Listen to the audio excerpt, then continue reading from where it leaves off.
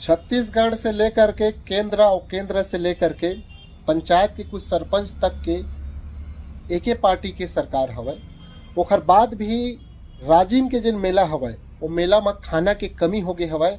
ऐसे कह के वीडियो बहुत ज़्यादा भी तेज़ी से वायरल होत रही से, जिनमें आरू साहू ला भी खाना नहीं मिले करके वीडियो में सुने बर मिलत रही हवय। तो मैं ये कहना चाहता हूँ भाई, एमा पार्टी के बात नहीं है। पार्टी तो भाई कोई भी पार्टी रहते, कोई ना कोई समस्या दिक्कत हो जाते, मगर सबसे बड़े सवाल है ये उठते यार, खाना पीना बर अतका ज़्यादा तंगई और अतका ज़्यादा कंजूसी यार समझ नहीं आवे है।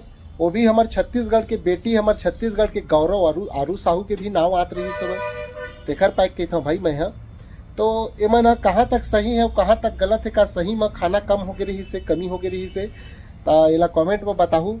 और दूसरा चीज़ ये हवे, अगर खाना सही में कमी हो गई से तो फिर केंद्र में बैठे सरकार, राज्य में बैठे सरकार, पंचायत के कुछ सरपंच भी हवे वही आदमी, ओकर बाद भी खाना पीना अगर कमी होवत है तो भाई ये तो बहुत सोचे के विषय बन जाते यार आए एक वजह से।